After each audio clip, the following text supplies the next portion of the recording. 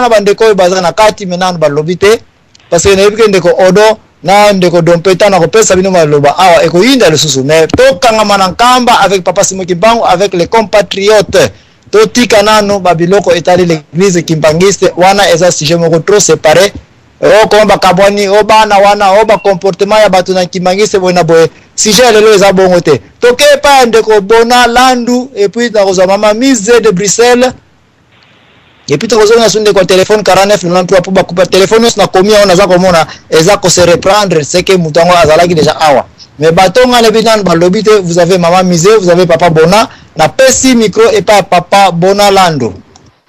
Ok, merci mingi Papa Zambouana, merci mingi ba auditrice na ba auditeur nyonso.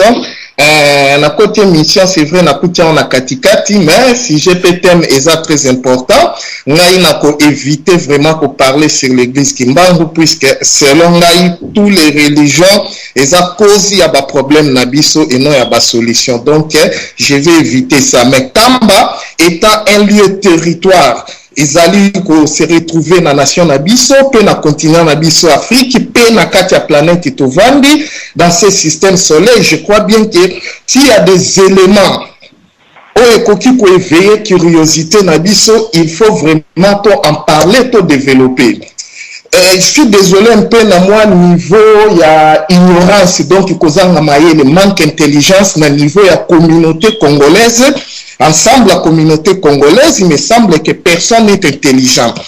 Les gens n'arrivent plus à affronter des thématiques, des sujets forts avec des arguments plus ou moins scientifiques et compréhensibles.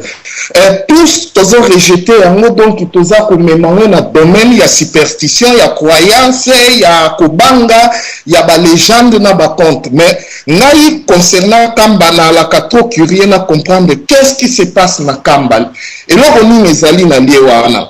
Bon, comme on a été défendre Kamba, j'ai mes questions à poser. Sori Bokoka, vous répondre. Ola Bokoka à répondre. Oh, pas Bokoka, ça va. Mais ma question, on le fait à la poser. J'aimerais bien poser ça aux gens, aux gardiens, aux hommes qui ont cette responsabilité de faire la propagande de ces lieux géographiques qui est Kamba, de promouvoir le tourisme là-bas, mais dommage, batango, bakimara kimara na bango. Bon, question na liboso ezalibo. Na Kamba kuna compte tenu ya ba masolo toyo kaka. Na bololete na zobate, je comprends bien. Alors, question na ngezabo. Est-ce que na Kamba y a-t-il une base extraterrestre? Je ne mâche pas mes mots. Il y a une base extraterrestre.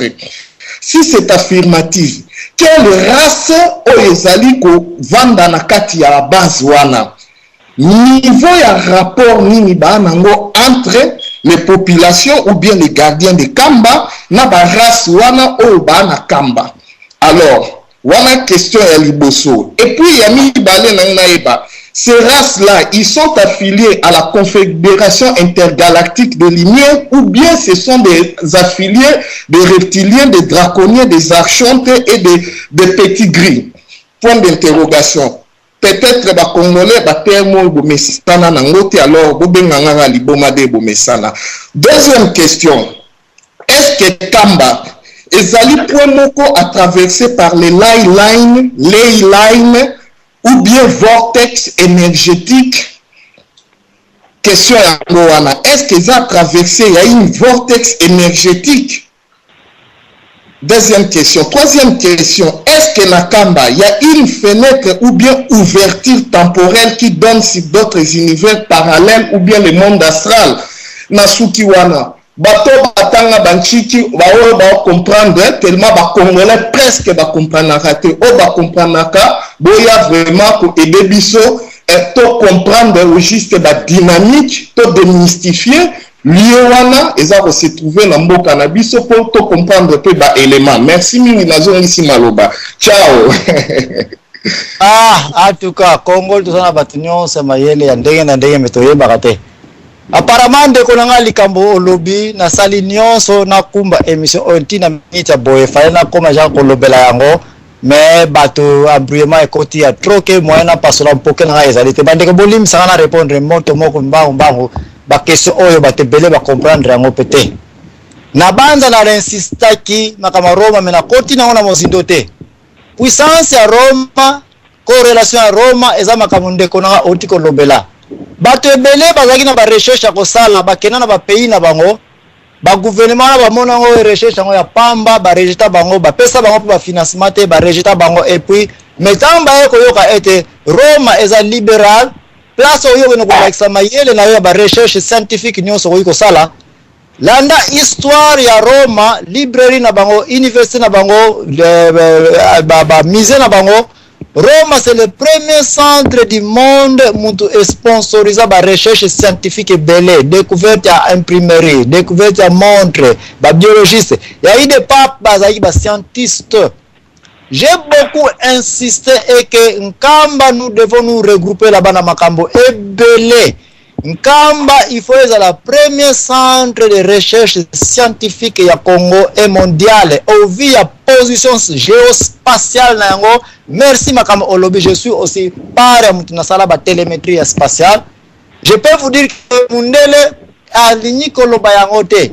Nkamba eza na position géospatiale et koka pona kosala ba étude astronomique avec télescope moins sophistiqué pe ozu pe Makambo belé. Mais réponse na ya mukuse yangoyo soko ebi kosala ba recherche OK pas les kabbalistes na institut de recherche kuna wapi yango ezaka na kina ebi na ngate tu peux échouer sur licence ou patente ya kosala yango.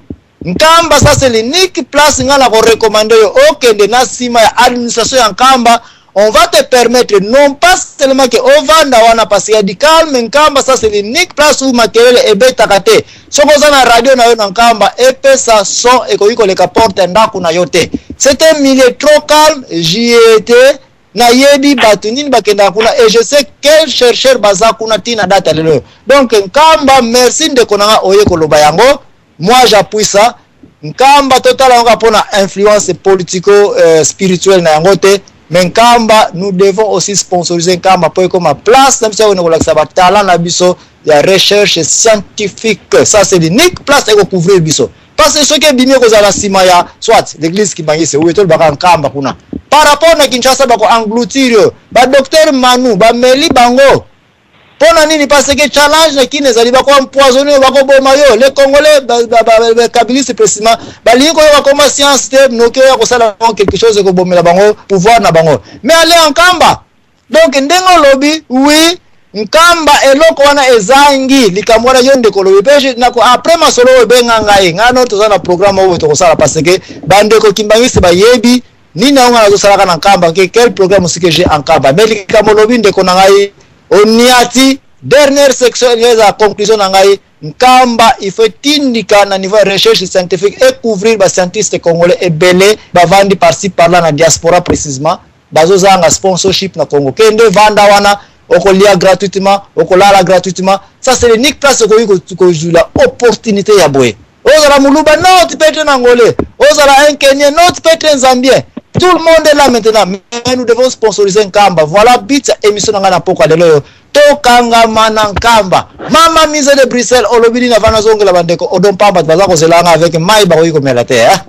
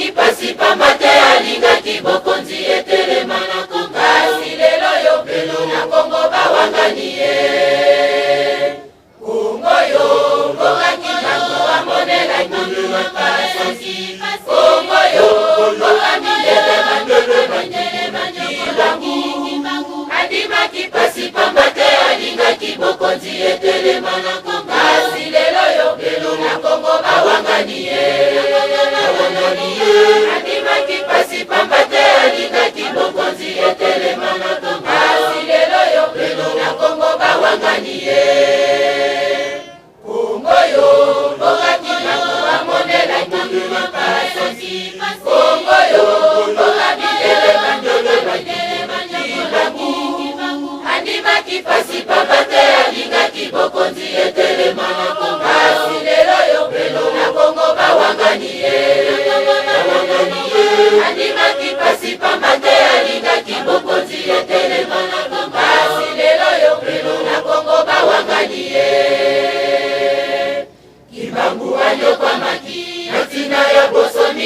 mokili eboka Kongo elibota modiba ya baido kasi lelo na Kongo balobi kibangu bayebi tala lolenge tozangi kimia na Kongo kasi lelo basusu balobi kibangu yembe nani tala lolenge tozangi kimia na Kongo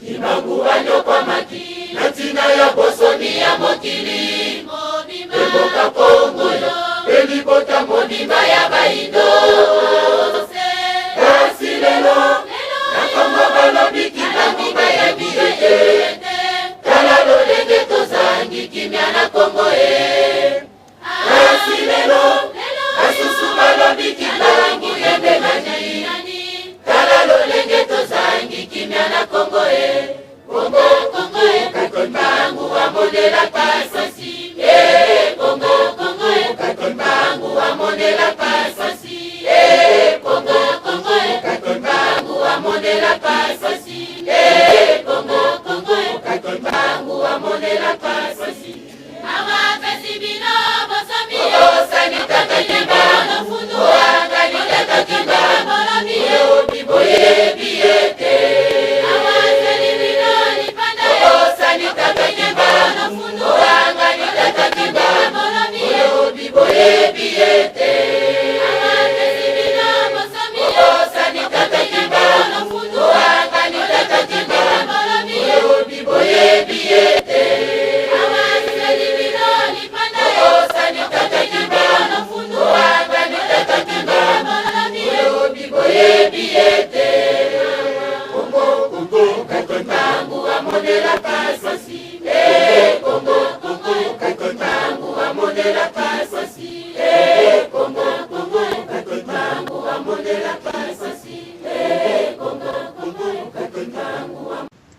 Eboto papa Zambwana naseki papa na ngai vraiment bolimbisa koseka na ngai mais na loba papa Zambwana pardon na bino en tout cas bolimbisi eza ne tumbu ekopesa na bato bakomema bana na Nzambe na libungi papa Zambwana na yebi bofanda ba mbula mingi bo investir mingi na religion na bino kimbangiste mais en tout cas na sengi bino pardon mingi eloko bozo benga nkamba esika batia nzoto ya prophète Simon Kimbangu bolingo boko misango nini Nouvelle Jérusalem ezali mboka moko eza sainte ezali ekoki kozala même pas na fondation na mabele oyo eza suye mabele oyo ya lisumu ekoki même pas komona na boye na kati ya bamipepe ya biso ya masumu tosalaka bana tongo tipokwa jamais ekoki kosalama papa la Zambwana bo en tout cas bolimbisi na bino na mona na ngai pai moko te bakomi que salut ya moto eza na mboka tel non même pas na Jérusalem c'est pas écrit papa nanga bomi kosa te boko sape biso te en tout cas bolimbisi mingi kombo ya Christ pesa mala pona salut ya moto nyoso oyo ya croire na ye ezali bongo ekotikala ndenge wana oyo azali à la droite du Père a intercéder rapona biso boyebi kombo na ye alors botika komema bato na kati na libungi papa Zambwana pardon na bino mingi nzoto ya moto soki nzoto ya prophète eza nzoto ya prophète ekoma te boyambi na yo moto okende kotia yango na kati ya nzoto ya moto wana parce que soki na ye soki ebimaka parce que lisu soki etalaka non eza bongo te ezali vraiment bongo te nkamba wana ezali kaka mboka neti bamboka nyonso tu boyo bateke tokobika so toke na nkamba non si faux et archi faux ezalaka te mboka oyo bakomaki na Bible wana eza nkamba te eza bongo te ka yo muto utaka na masumu na yo okotaka obimaka okei na nkamba ozongi na soki opepa ozonga na masumu noni surtout na nzoto eza bongo te okotaka Nouvelle Jérusalem ozala ndenge wana te ekozala bato bako se sanctifier papa na Zambwana pardon na bino na ebite yo zali soki évangéliste soko zali soki pasteur ya kimbangiste na yo kaka yo oza droite oza gauche na yebite soko za ndenge ni na toka bolimbisi na baono so bakoyoka biso na oyo muto akwesa bondimi na ye te boyambi ya moto salut ya moto kobika ya moto eza na mboka tel te eza na kombo ya soki prophète soki nani te eza ka na kombo ya Jésus Christ c'est tout papa Zambwana nazongisi maloba Merci maman mise na baza na uta ko lobelango déjà été position na ngai eza la gauche ezo à droite na ba kimbangiste na ba non kimbangiste ngai place na kutaka vérité ezali te na balance kana ngai kaka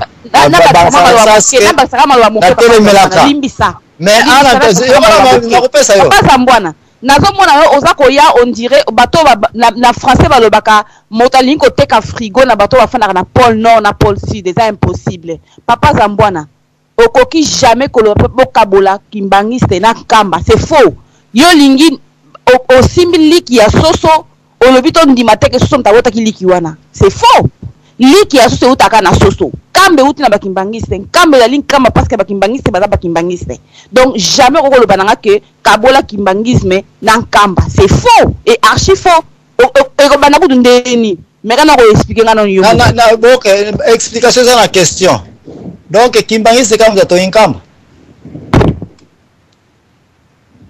mama mise kamba yebani kamba pour bakimbangiste longola kimbangiste non siko tozo le verse kaka kimbangiste ndota simo kimbangu longola ngo na nkamba longola bakimbangiste na kamba pesanga siko nkamba na osana oni eza na tina ni on y a ti point eringo bete ko papa simo imbangu déjà important pour na nkamba nde mission na place on a ezali mama mise question na yo longola nzoto mfumu kimbangu na nkamba wapi valeur ya kimbangiste ezali te tika nzoto mfumu kimbangu na nkamba ezui valeur et c'est ici où il y a le problème on se contredire yango wana ngana pesa tuna tota la valeur ya nkamba soki ezala wapi yo moko se contredire papa nanga merci mama mise tota boy osala ba diagramme de veine na yebi yango oyebi que signifie deux diagrammes de veine baye okuta na point d'intersection na katikati okomona ba element oyo eza na intersection na katikati tozwa a ezali wana c ezali wana et puis na mosika ba b c d y et puis diagramme mususu kaka a na b eza wana non papa ça manga musika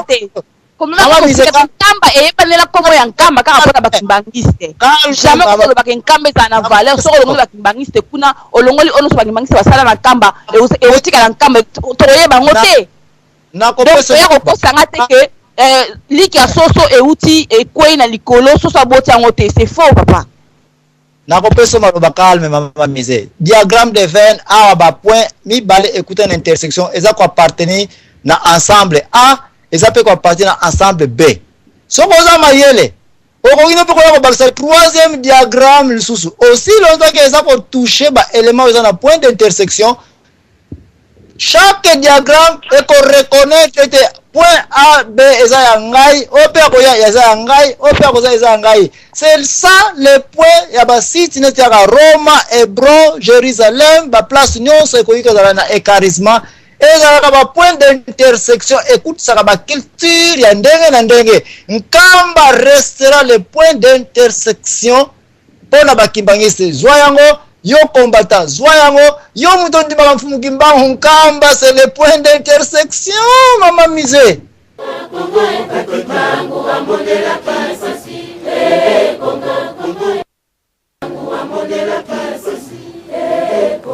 Kongo sosola kimbangu pate kinga pesa mela yo anyokoma kimbula tukumisa tona bolongo pe andimiliwa mabeni ni toma ya kolo masala kinga zila mokili Kongo sosola mchani mboka ya kinasa Kongo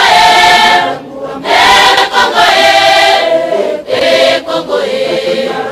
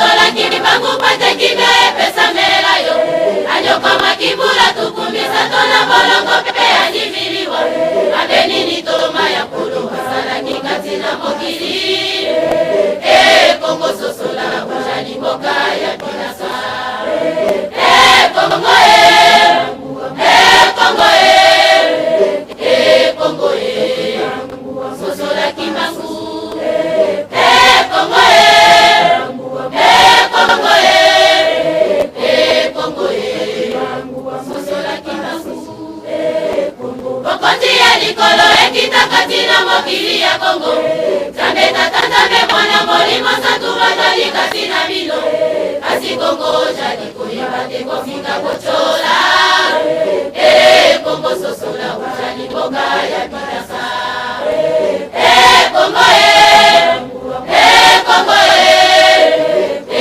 Kongo sosola kimangu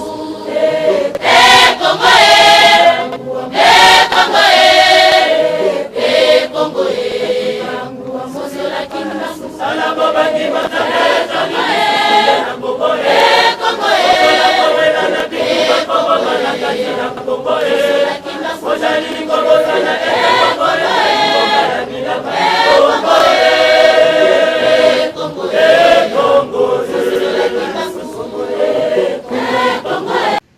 Tu ne peux pas séparer l'église qui m'a en Kamba. C'est vrai parce que le diagramme et l'église qui m'a est inclus. Mais il y a une mission dans le bateau Kabolankama na général na Kimbangisme. Merci. Merci. Non. Na masolo na senga ki batu bayeba ete na tanto za ko lobela nkamba to toucher ka ba point oyo ekutani na point d'intersection qui est un Fumu Kimbangu yemoko de le site nkamba comme la cité cette cité ezako se retrouver na intersection ba combattant na intersection ya ba congolais ba africain ba noir ni au monde et puis l'église Kimbangu c'est na part na yepe lokola a côté pe masolo oyo yepe na diagramme na yazala ba élément na oyo to boy to débattre yango.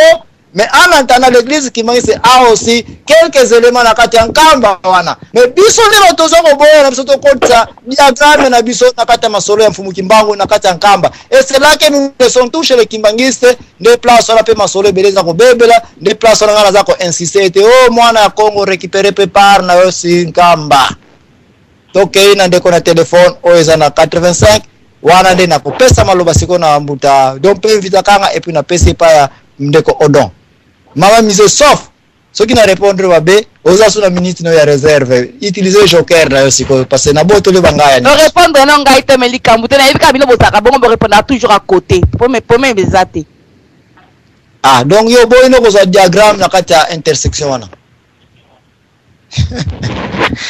mwana buta na ko bosa na te même les Angolais bandonga indépendance na bango kinkuzu eza à quelques mètres ya nkamba force na bango ezalaki na nkamba ko sala erreur indépendance en 1975 na Angola ezwama na Ntimansi wapi na nkamba na ko peso ba kamebele Brazzaville nkamba ko sala erreur te biso ne ba Congolais batoza ko bosa na kiye nkamba et qu'est-ce qui se passe en nkamba mais je me réserve de beaucoup de choses nazo zela mutu moko ya ko ningisa eloko mo nazo zela aya na yango pona yebisa bino exactement qu'est-ce que signifie nkamba pona yo Congolais mais en attendant les Angolais les Brazzavillois ba yebi qu'est-ce que signifie nkamba na politique ya pays na bango na vie ya pays na bango bambuta nyonso ba pays wana baleka na nkamba nini ba yeko sala wana na kotetela bino secret ya nkamba lisu très bien ndeko na téléphone ya 33 83 na peso maloba et puis na kepa ndeko dompe invita kanga.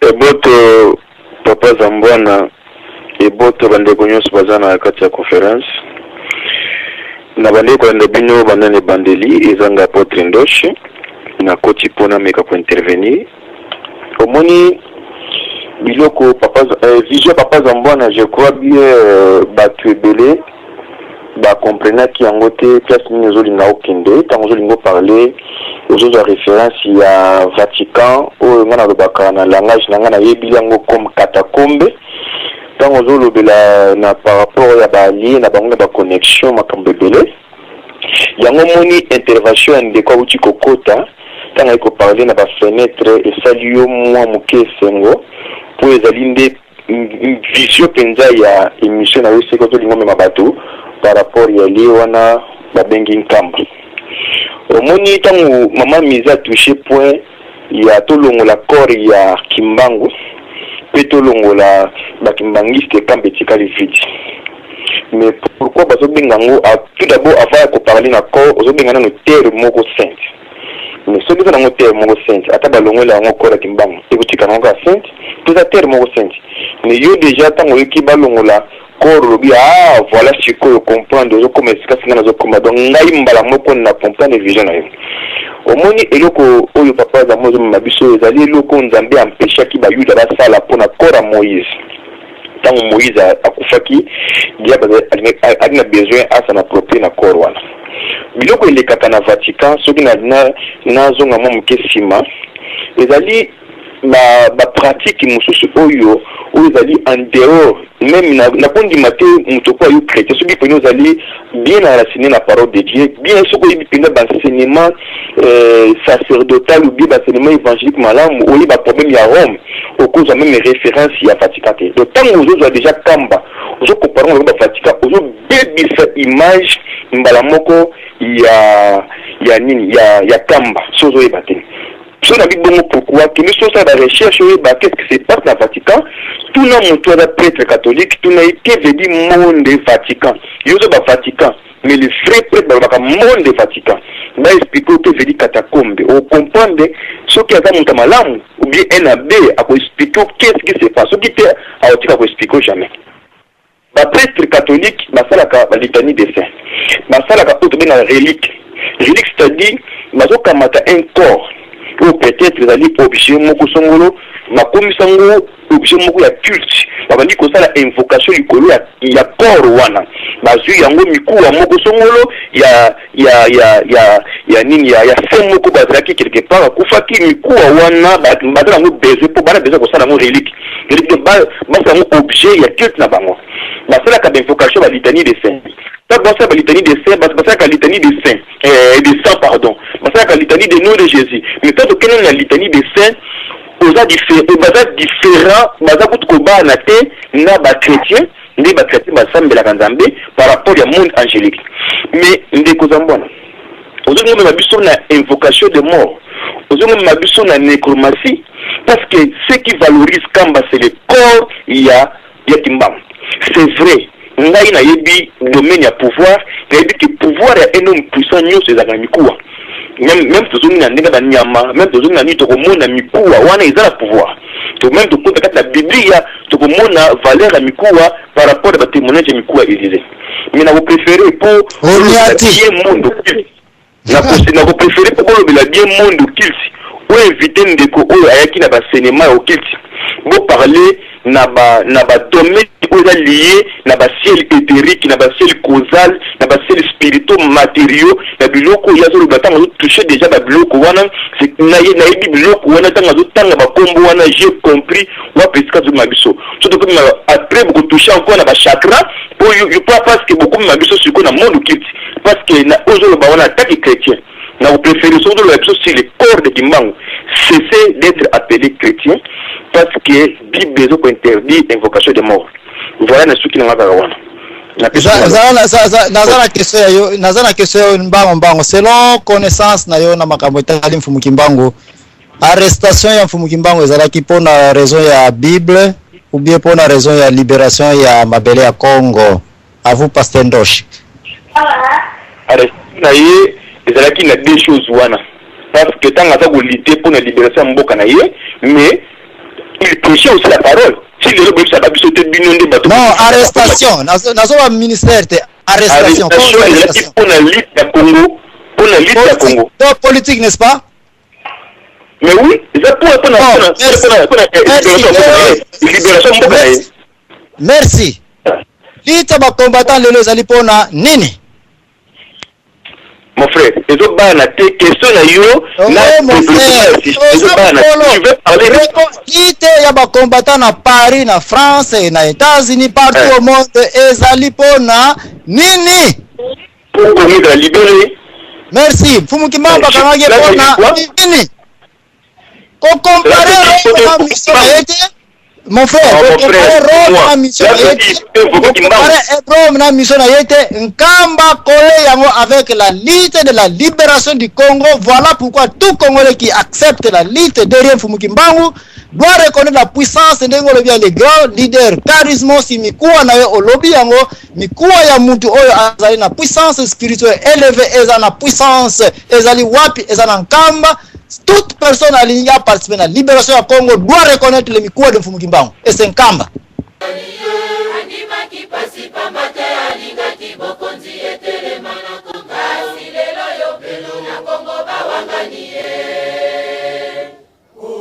Nkamba collé yango avec la lutte de la libération du Congo. Voilà pourquoi tout Congolais qui accepte la lutte derrière Fumukimbangu doit reconnaître la puissance de les grands leaders charismos mikuwa na yo olobi yango mikuwa ya mutu oyo azali na puissance spirituelle élevée eza na puissance ezali wapi eza na Nkamba. Toute personne alignée à participer à la libération du Congo doit reconnaître le mikuwa de Fumukimbangu et c'est Nkamba.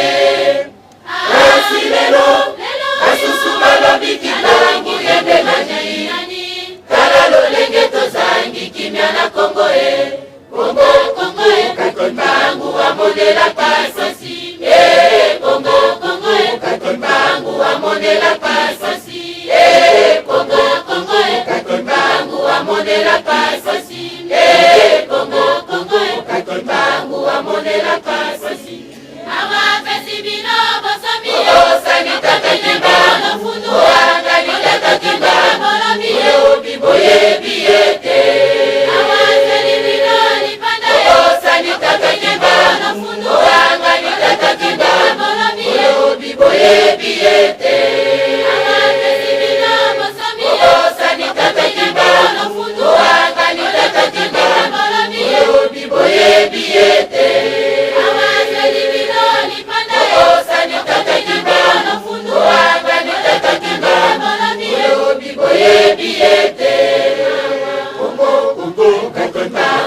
amondela pasasi. Eh Congo, Congo, Katibangu amondela pasasi. Eh Congo, Congo, Katibangu amondela pasasi. Eh Congo, Congo, Katibangu amondela pasasi.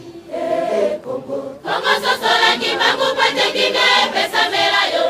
Anyokwa makibula tukumisa tona boloko pe andimiliwa. Abeni ni toma ya kolo masala kinga zila mokili. Congo sosola ujali mboka ya kinasa. Congo Congo Congo sosola kibangu. Congo Congo Congo sosola kibangu.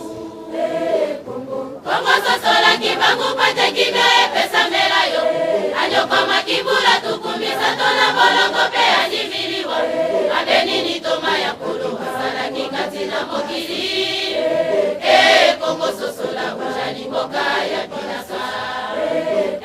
Congo Congo Congo sosola kibangu. Congo Congo Congo sosola kibangu. Bokoti ya likolo ekitakati na mokili ya Congo. Zambe tata zambe mwana molimo santu bazali kasi na bino. Kasi Congo jali koyeba te kofinga kochola. Congo sosola ujali boka ya kinasa. Congo Congo Congo sosola kibangu. Congo Congo Congo sosola kibangu. Salamo bandi matane Congo Congo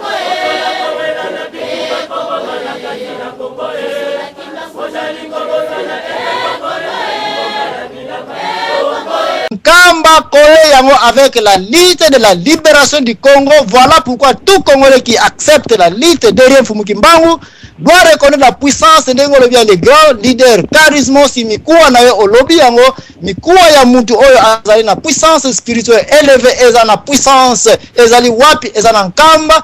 Toute personne alignée à participer à la libération du Congo doit reconnaître les mikuwa de Fumukimbangu et c'est nkamba.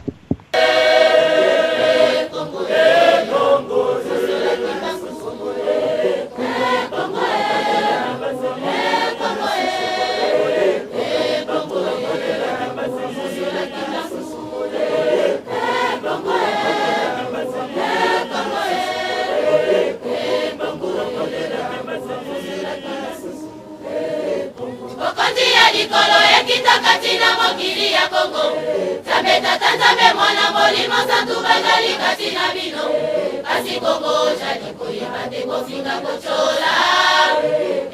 Congo sosola ujali mboka ya kinasa. Congo Congo Congo sosola kibangu.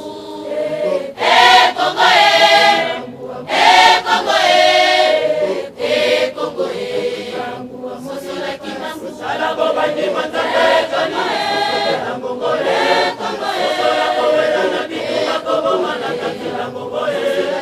Ojali Congo na Congo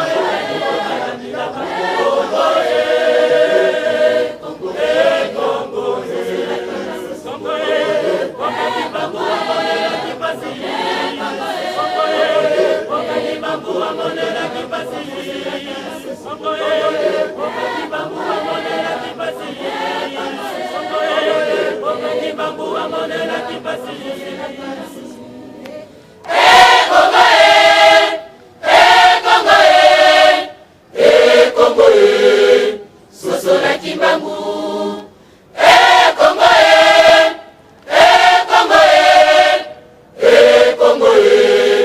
Sosola kimbangu.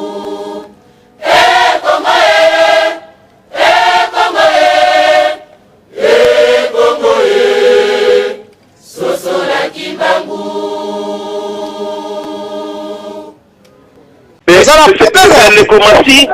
Monsieur Nekomasi, toza différente na mutu aosala nécromancie yana obi te yango na pesio place malamu posala émission de malamu bengisa un frère auti kokota awa oyo azali na baenseignement occulte mpo nga nayebi makambo wana nayebi enseignement wana minakoka enseigné yango peuple te po bayebi nzambe na bango occultisme. C'est-à-dire, tu peux parler dans la ciel nyos, dans la ciel causale, tu peux parler dans la ciel éthérique, tu peux parler dans la ciel spirituel matériel, tu peux parler dans la ciel médian, tu peux parler dans la nuit l'espace, tu peux parler dans la ciel supérieur, tu peux parler dans la domaine nyos, dans la profondeur nyos, parce que quand tu touches des fenêtres, tu peux toucher déjà dans le domaine nyos, très élevé à niveau spiritualité.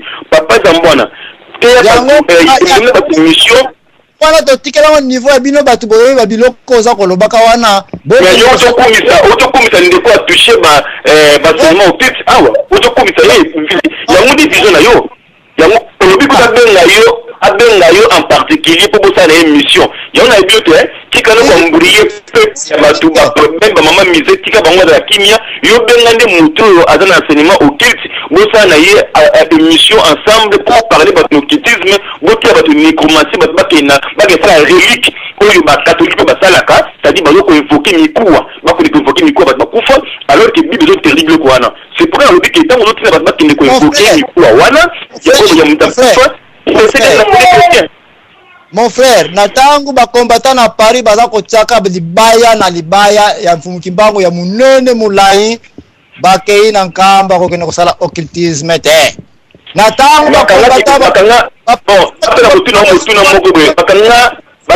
Patrice Lumumba pona nini yoka na tangu bokesha za koyemba kanzembo molimo ya mfumu kimbangu na recommande ke nkamba occultisme sa mikuwa ya mfumu kimbangu te nani mutu wa pesa mfumu kimbangu pasteur bakanga Patrice Lumumba pona nini au défier ma sororité mon frère oza motei mais tout la liberté Congo tout la liberté Congo tout la libération Congo pourquoi Emery Mbangu Patrice Lumumba qui arrêté pourquoi et bon to lobela kayete siko tout invoquer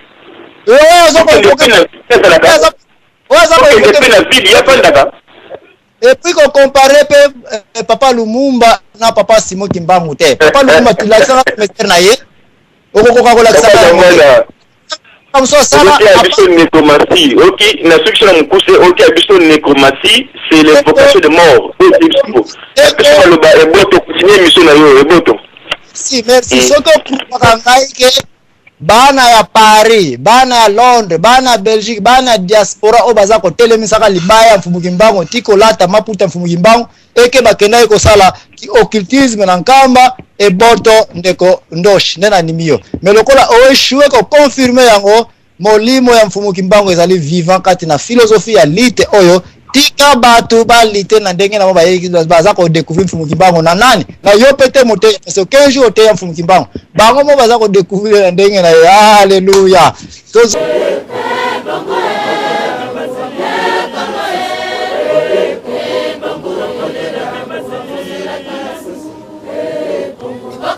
likolo ekita kati na mokili ya Kongo Nzambe tata Nzambe mwana molimo santu bazali kati na bino kasi Kongo jali koyeba te kofinga kochola Kongo sosola ujali mboka ya Kinshasa Kongo Kongo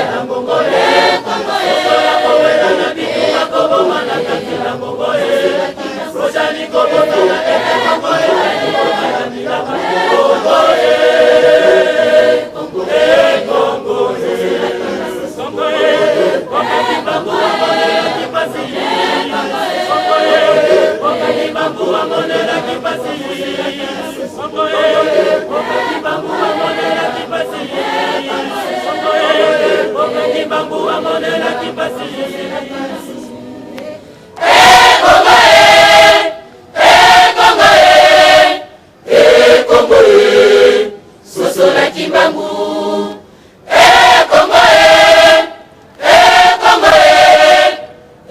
Kongo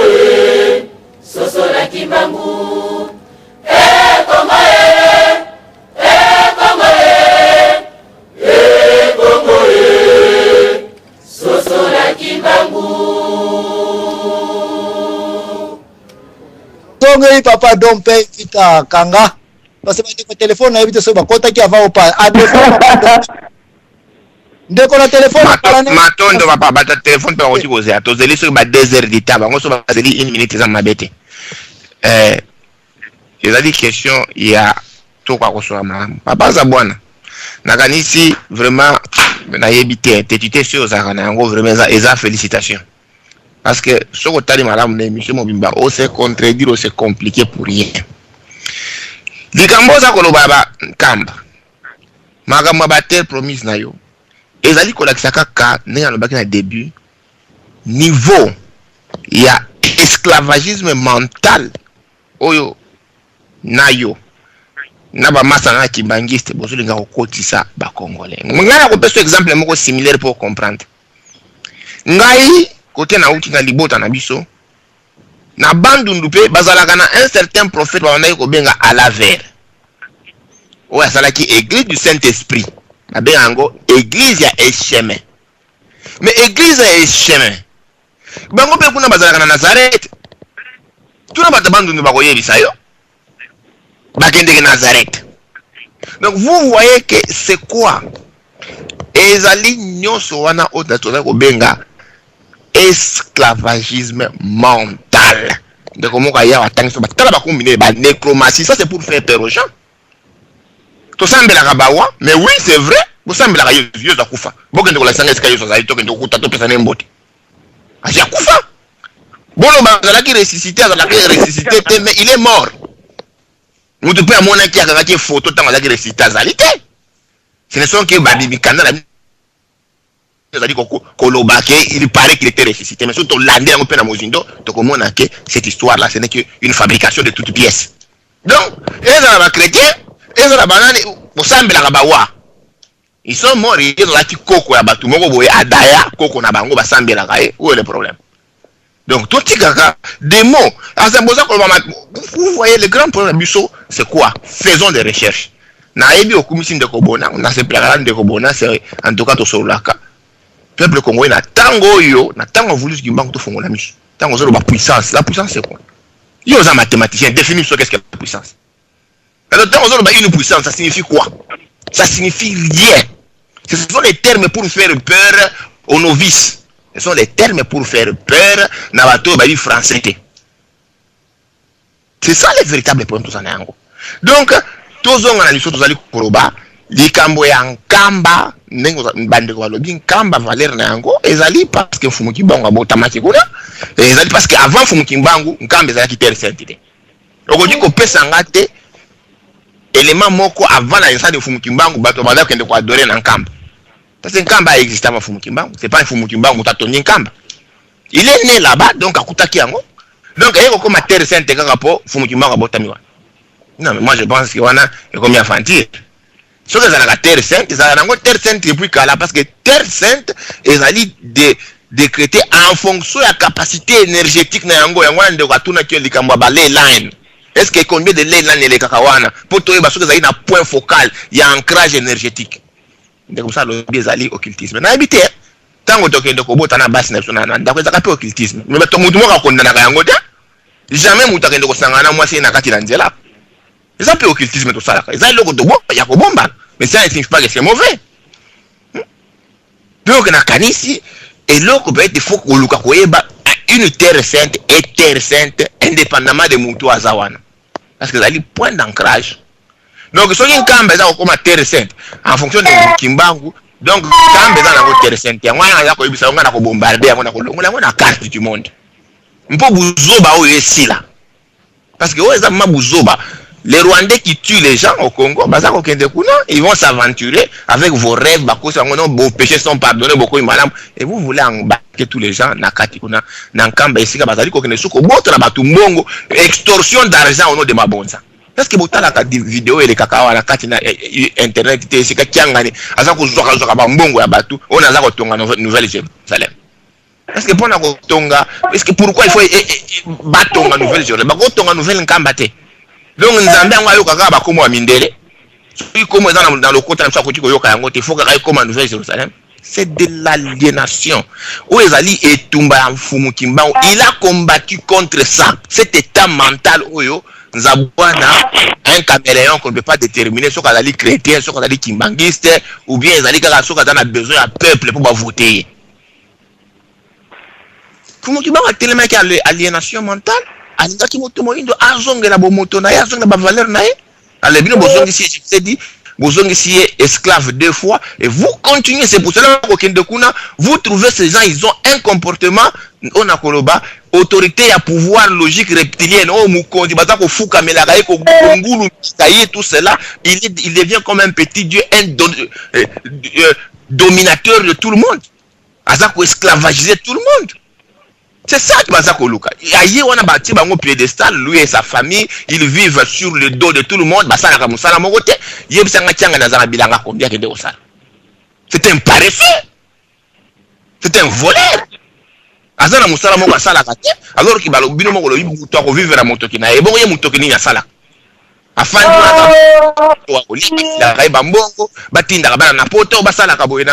il mange au dépens. Il y a un sujet en Kamba avec Mfumu Kimbangu. Tu dois éviter Kimbangisme. Zonga na sujet. Qu'on est tenté de storker aux gens. Bon, et là, qu'on est stork aux gens. Comment est-ce qu'on a la sain?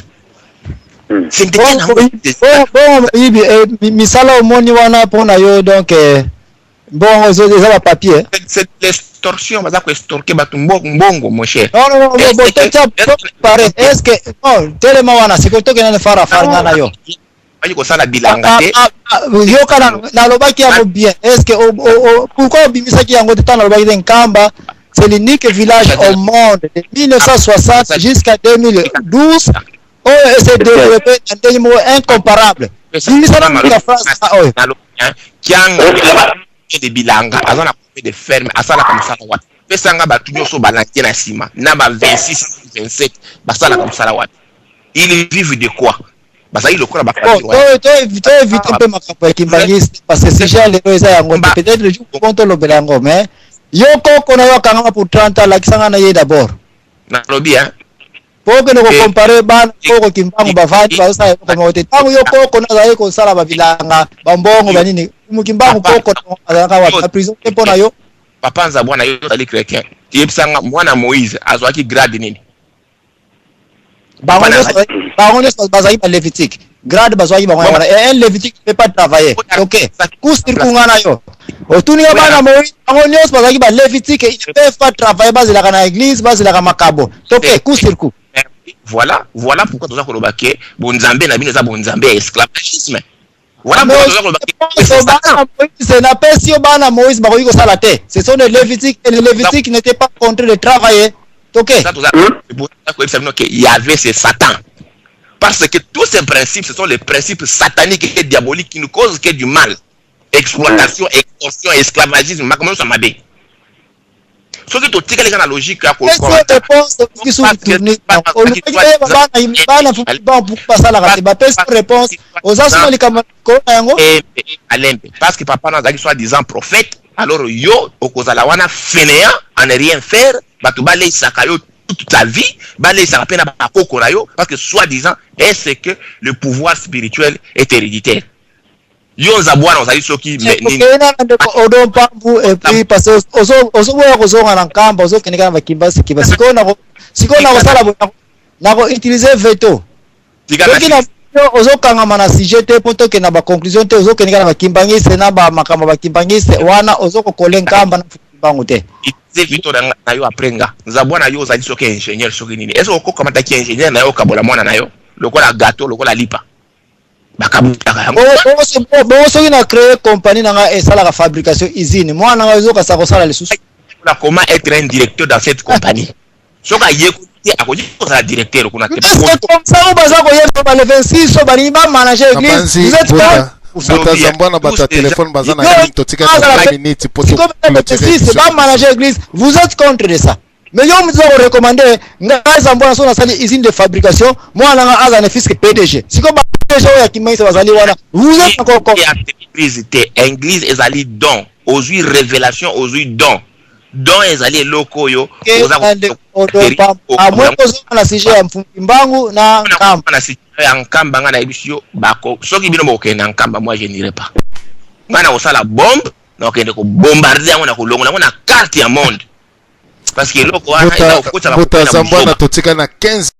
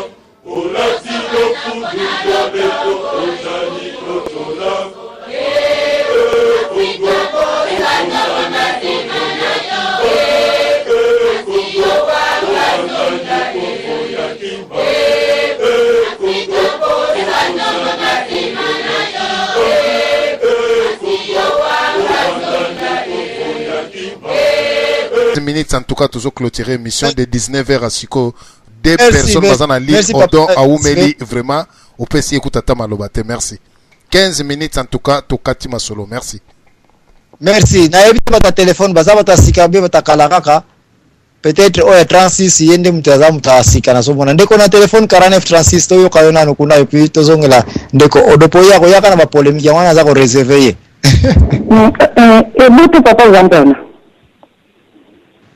boto mamuwanyo ngala lobi boya excusez-moi fana alimani papa Zambwana omoni makambo oyo ezotia kimbangiste na vatika ça va te comprendre mais na yebite biso to saba kimbangiste te mete yebi bango bien lobi to lobelaki papa Zambwana kamba oyo ezolobelela tokokende totika bawana bawa sikolo papa sine kimbangu oyo asana mausolée biso to yebi ba membre de famille na ye propre bazoka fongola na to fongola to moto ke ko mona sikolo yo tokende na nkamba tokutana na papa oyo ndoyi na ye aza kuna tonani parce que ndoyi na ye yango tolobaki lobi ndoyi na ye ndenge eza wana bakuze na ye moko balobanaka te mais ye aza mokonzi na nkamba saki siza babetelaka ye fanfare biso toyebi milangi oyo totiaka basavo awa ya mai kosokola basali esili naza na badezedi naza na nyonso naza fanatique kimbangiste na banzembo me baza bato mabe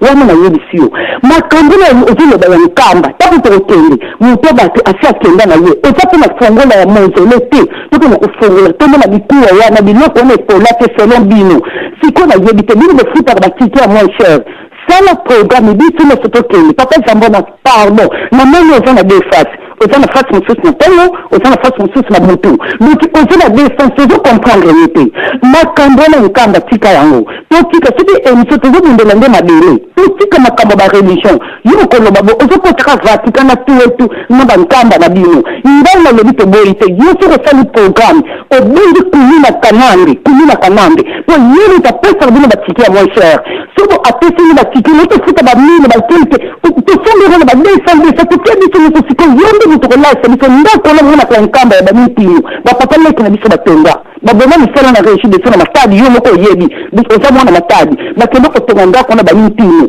boza malamu te botika makamai wana salite eza malamu te wana bele ndana zoyebisa ya 6 ans presque passé mela nani mama nkamba zona bele na jamais la kotsanga na moloko totika papa papa simo kimbangu apema na kinya na ye tout blande ba o ça ba ça siko bomo et moi comme na sengi su papa zambwana ça va trop tendre nkanda ndenge lingi na kituna bino na cher na o kuni na kanamba pesa bino ni papi siki ba jeton ça va yo soko kenda te ba nino ba janango to sala boy sala émission ya bana papa de ngenda bana papa ki selekeni bana papa de lungana yemo ko papa ngona nkanda yesimo kimbangu bande ko ne baza awo tia biso na conférence to yoka bango o tia biso na conférence na papa na nkanda yimo ta yamba biso c'est ça ya ngende le camp problème parce que na kambo o so linda ko tika yango te pe ko kota pete. C'est ça. Tout comprendre tout tika koko ni tout tika na kambo te papa samba na to lendi ni kambo chez Jerusalem to boite et ça normal ni to fatika ezali ni tout ezali ba tuna la religion na bango ezali mais to boite to ko sumbanka to ko sumankamba et donc c'est comme tena la bino ozoyebela nkamba to kende pa nani ni to kende la sa kufa ba konyesa bisambonga nani ni to sala kate ndenge ko utuko loba na eloko nzate ba tout bakenda kufanda kuna pona nzala ba tuna kuyambonga ya nini ya gouvernement batu ngula ni tout bande ba marche ko yoka tuni pekimbandi c'est la yiri ça biso bien bolinga te tsi de ko gouvernement ba kamata na kamuni na ni papa de ngenda papa sambwana yo foki yo yebi kambo ante papa de ngenda ya solo papa de ngenda o ba kamata na papa tsi de yebi ni kambo mungu ko ba yo bakate bakipakate bakaluma boko ba yuka ka radio te oyo kaka ndito de ngenda atika to yebi te na kambo yo oyebi yango ngai na ndiri émission na yebi bana na bango o tia biso en ligne awa na poto aya o bengi si bango o tia biso téléphone to mo bla na makambo ya nkamba ko bango ni ko ba tena poto te ali yo sigo tumo ko lebatu ke na nkamba to ke na yemu to tia kufa na yemu to lesa biso ngana ke na nkamba na ke liya na mbongo o ya gouvernement jamais o liza ke na ko pesa yepe azana le fasi netika kayo na tongo fasi mususu abutu fasi mususu bino na bino jamais mali wana sidi ezana ngokuna na États-Unis bua kama dele bua kana kombo na Yesu na kati eboto na pesi mnongote eboto mama na ngai mfumuki mbangu akufa na ye bon problème zalite tokino sali na kamba problème zalite mesa ntupete lope na Vatican akufa na ye Abraham pe na Abraham akufa na ye mais pona nini kaka ba place oyo eza toujours clé ba place oyo eza toujours na moi charisme moko boye na le pour santupete lope kutia sala kana pesa politique akufa wana mais pourquoi traiter de Roma eza clé pourquoi ba traiter ba place nyonso eza les clés Fumukimba wakufa na nkamba mais pourquoi Zambwana zaka ko insister batu ba reconnaître nkamba to se regrouper na nkamba c'est parce que Mfumukimba au départ na ezalaki ya politico administrative oyo ngai na yo mwana ya Congo na lite ya libération ya Congo to reconnaître yango nkamba ekozala kaka se ya nzete na biso soki tokotika nkamba ezala se ya nzete na biso te charisme ya Mfumukimba mpe avoke wa uko mpasi mumpasie pasi na pasi kaka ndeko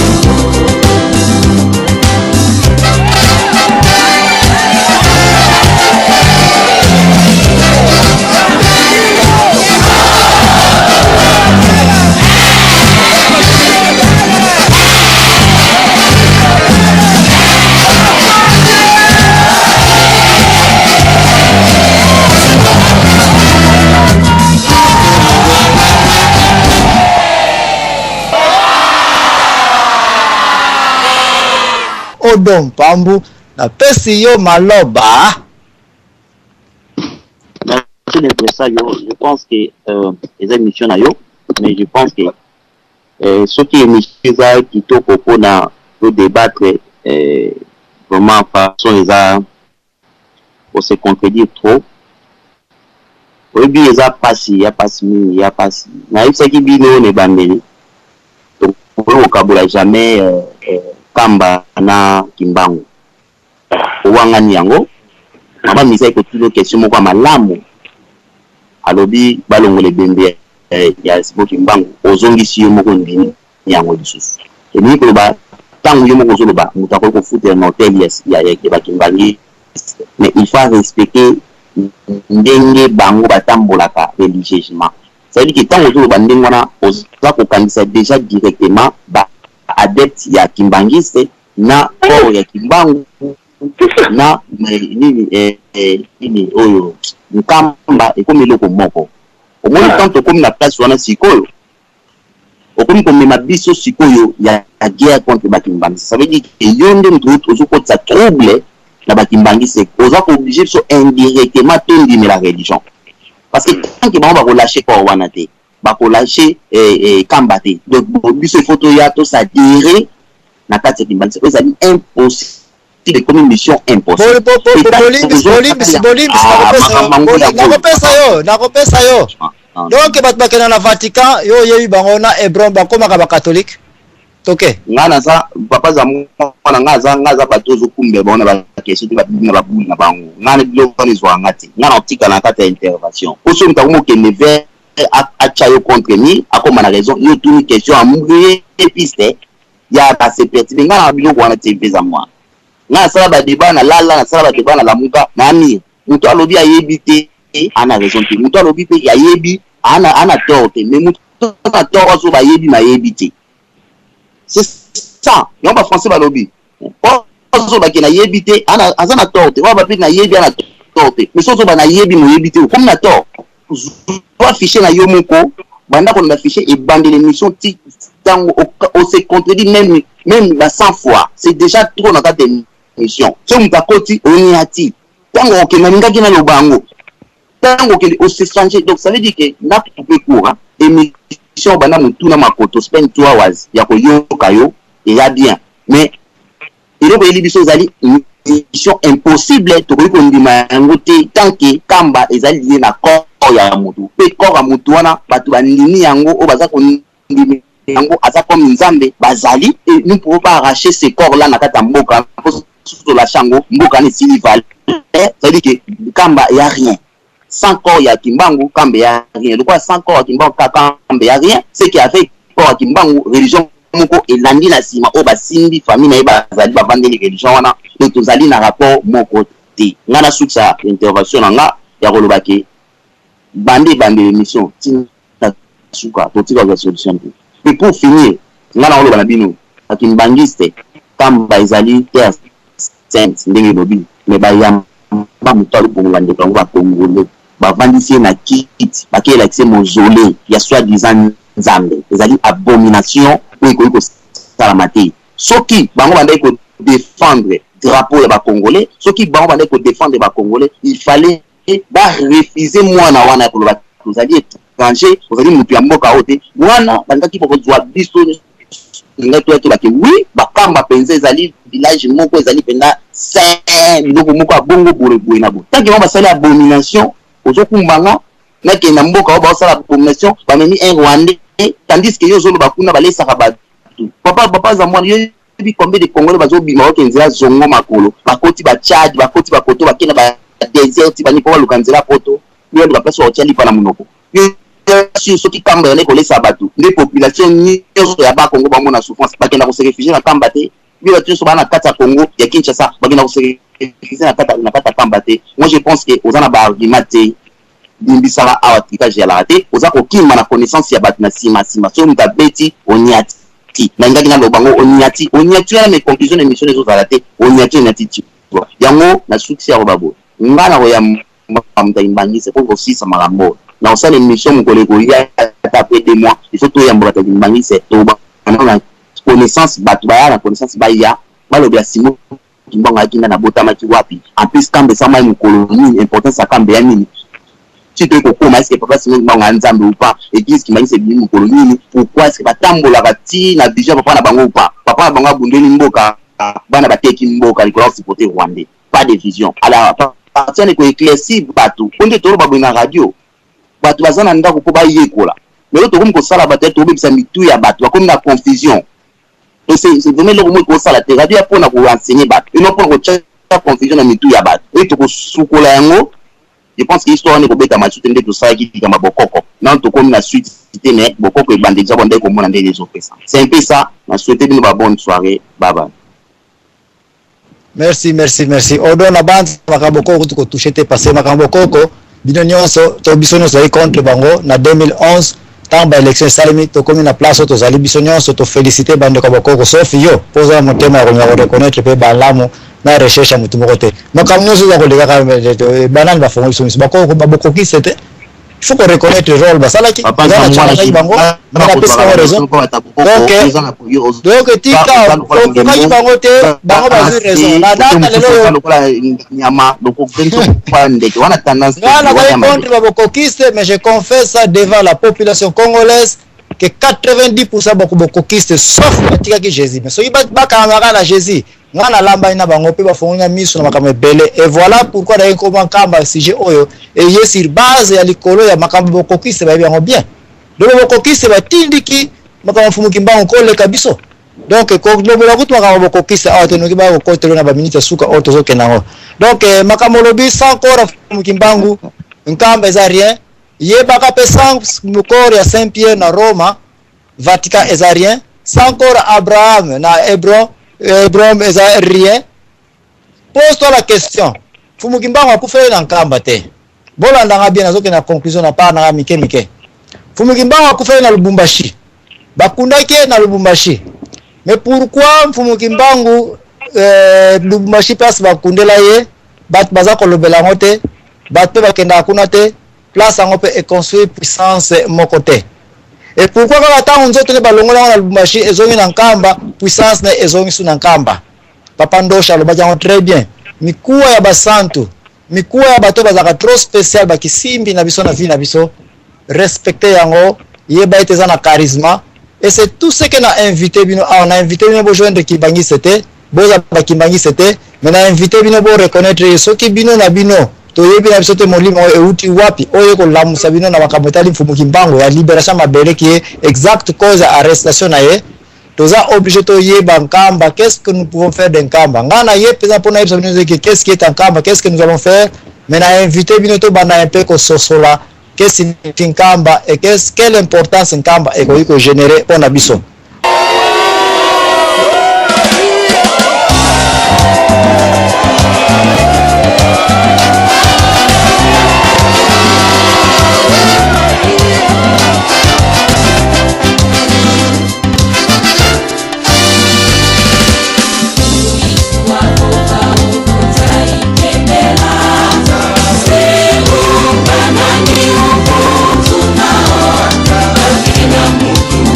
Tuna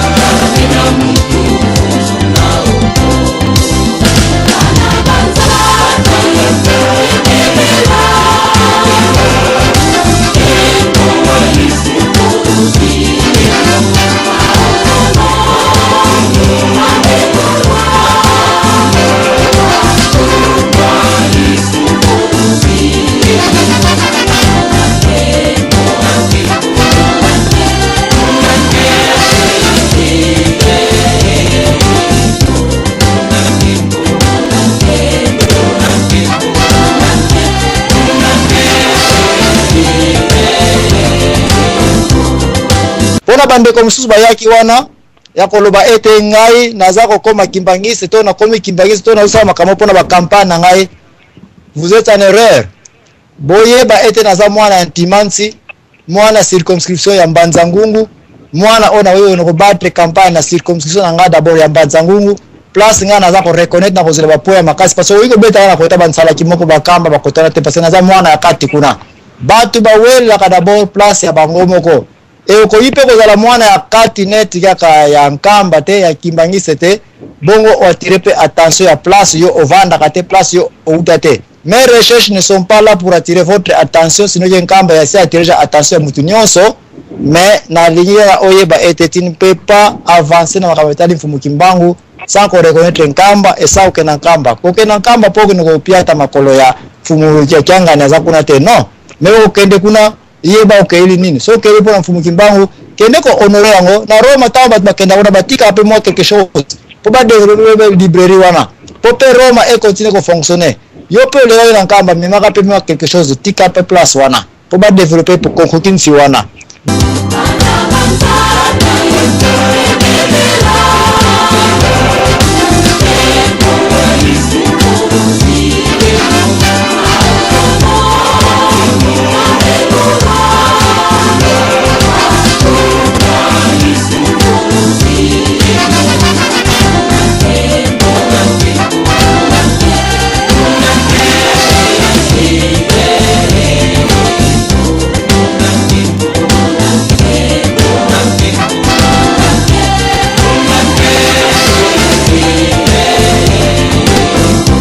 Donc na banza na kopesa conclusion mke na suka mais teko na pesa conclusion bandeko nyo na kati ya 2 minutes to pesi na ndeko azana telefone na 93 apesa ye conclusion et puis na okende pa ndeko lanti longa ndeko na telefone na pesi maloba kuna.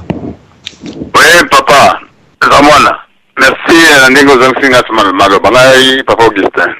Naza kotuna tati intervention na yo utiko loba Congo Brazzaville leki na Kamba Angola et indépendance na Kamba et je trouve louche que yo bana Kamba mboka na yo eza kokufa o libéré yango te ozo kende kowela ko aider batu mususu eza lokola yo tata na ndako ozana libota ozana bana na yo baza ko souffrir mozo kende ko salisa bana mususu libanda. Est-ce que vous allez papa mayele na soki wana? Réponse ezali le fils perdu, l'enfant perdu na Bible. Mwana na papa na lagi trop riche. Ala ina nyonso na ndako mais likolo ya mabungi na ye, orgueil na ye, akenda na libanda ko souffrir. Mais merci Jésus que mwana na kota akenda ko reconnaître ba erreur na ye. Et puis tant azongela ki ndako papa abayamba ki ye et puis il est encore accepté. Oui. Bao nyonso balukaka solution na place vraie solution ezalaka bakozo solution na bango et yo soki ozana ko kipe solution na yote okomona batunso bongi na place kaka yo utaki mais yo obongi te wana etalio ezali forte na yo moko. Donc de copain musa yaki na téléphone na poser une question musu na lingo ke na ko nyote ndeko desfelim 5 minutes seconde mkeka ka